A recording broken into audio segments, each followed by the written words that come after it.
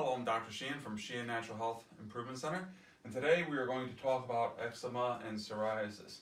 Eczema and psoriasis affects millions of Americans, and it's one of the diseases, or two of the diseases I should say, that are on the rise because we're seeing an explosion of autoimmune diseases. Why are we seeing that? That's for another video. That's due to toxicity and mainly foods, okay, and the resulting problems, okay? But today we're going to talk about eczema and psoriasis. You can look at our YouTube channel for the other videos on why food is making us sick and the toxins that are making us sick. So anyway, I'll give you a little story. I'll tell you, like, I have a person I just saw the other day, okay, that came in and she had psoriasis, and I think she ranked it on a scale of 1 to 10, with 10 being the worst. She rated it as a 6 or a 7, okay, and after about 2 months, it's down to a, I think she rates it as a 1 or 2. Okay, so I'm going to explain to you what we see with eczema and psoriasis and what we do for it.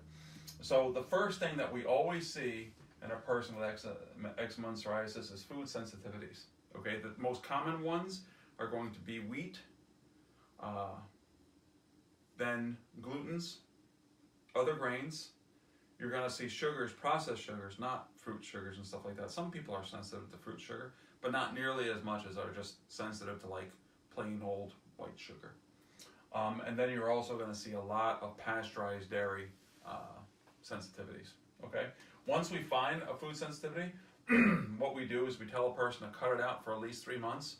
We give them an enzyme complex to support that part of their digestion that's not working properly, and then we retest it in 3 months.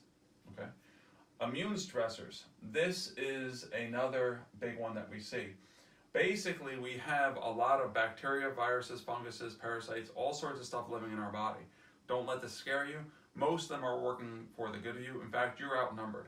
I think we're outnumbered something like 20 to 1. We have 20 times more of other things living in us than we have of our own cells.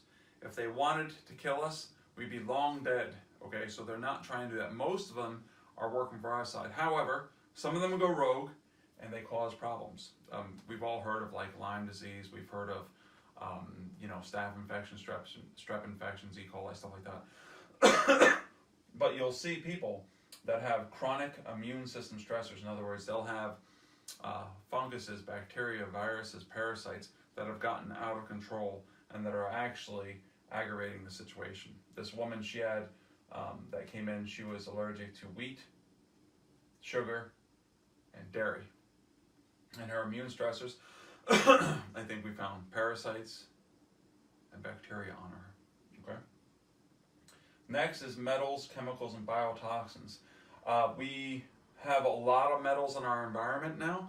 Okay, I'll give you a couple ways in which we're exposed to them. Like right now, they're actually putting aluminum in jet fuel. And so those chemtrails, contrails, whatever you want to call them, they actually have aluminum in them.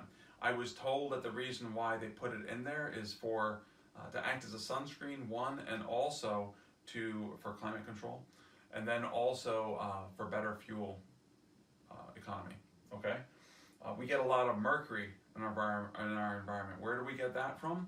Well, we used to have a lot of silver fillings, and so they leak into us. Okay, silver fillings are 50% mercury. We also get it from any kind of shot or anything like that. Supposedly they've stopped putting it in there, but they use it in the processing of shots, and we use them for years. Okay, the medical establishment used them for years. Okay, where else are you going to find mercury? Where else do you find mercury? Well, you're going to get it in fish, of course, although that's not as bad for us. It's from the teeth or shots. You're also going to get mercury now in fuel. It's actually in fuel. Yeah, those are the main places. You're going to see lead. Where do you see lead from? Well, I live in an old town, okay? Some of these houses, like we used to have a house that was 160 years old? Okay, you bet that thing was painted with lead. And lead just kind of like leaks through, okay? Lots and lots of lead in our city here, okay? Up until I think it was the 50s, they used lead in a lot of paints. It might have even been later. And what happens is when it rains and just over time, it just leaks out into the environment. Lead is massively toxic, okay? It stores in our bones, okay?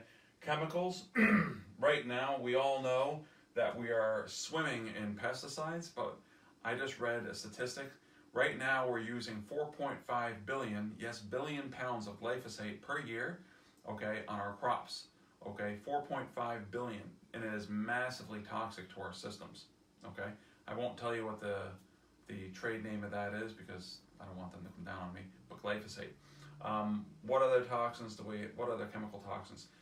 Big one is our medications. I was just reading that right now in our country, in the U.S., there are 7.7 million pounds of antibiotics prescribed per year, which pales in comparison to the 30 million pounds of antibiotics that is used in our feed.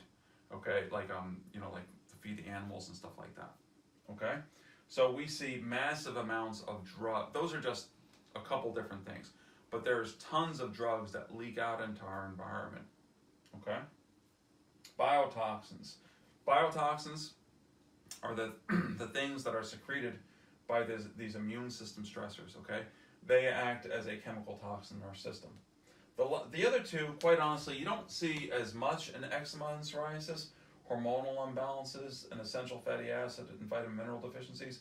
You'll see those, but usually when you take care of those, these things get back in line. Okay? But you're going to see hormonal imbalances. The top two that you're going to see are thyroid and adrenal imbalances. Why do we see them? Because we live at a very hectic pace, and we don't eat right. We've got chronic immune system problems, and we're swimming in metal, chemical, and biotoxins. That really disturbs our hormones. The essential fatty acid, vitamin, mineral deficiencies are mainly because of these first three things that basically alter our metabolism so that we don't absorb this stuff. But on top of it, our food doesn't have the same quality that it used to. What is it? 1 cup of spinach today, if you compared it to a cup of spinach grown in 1945, you would need 45 cups of spinach to equal the amount of iron in 1 cup of spinach from 1945. Kind of crazy. So anyway, the same thing with vitamin C in oranges. I think there's 5 milligrams of vitamin C in an orange today, where there used to be 60 back 50 years ago, something like that. But basically, because we're over farming and we're using lots of chemicals and pesticides and stuff like that, we can grow more, but it's minerally and vitamin deficiency or vitamin deficient. If you want to be a real rebel, grow your own food. Put it in your backyard. I know you're still going to have chemicals and metals leached into your crops. Okay. However, all our food does now, so at least you're in control of it, and then you can pick it right out of the garden and eat it up. Anyway, do you have anything to add to that? Oh, you saw Laura's. She's behind the camera. She was just telling me that she had a person come in post Lyme's, and she picked up that the person still had a Lyme's infection even after the antibiotic, and she gave her some herbs. And basically, not only did her Lyme disease go away, her post-Lyme syndrome, but also her, what did she have, eczema or psoriasis? She had psoriasis. She had psoriasis.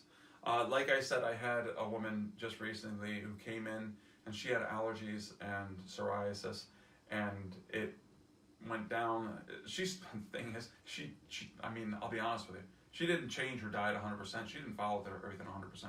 She's still kind of messing around with the diet. She follows it about 70%. But her symptoms got about 80% better. So if you like this video, like down below, subscribe to our YouTube channel, and if you have any questions or comments, post them down below. Thanks.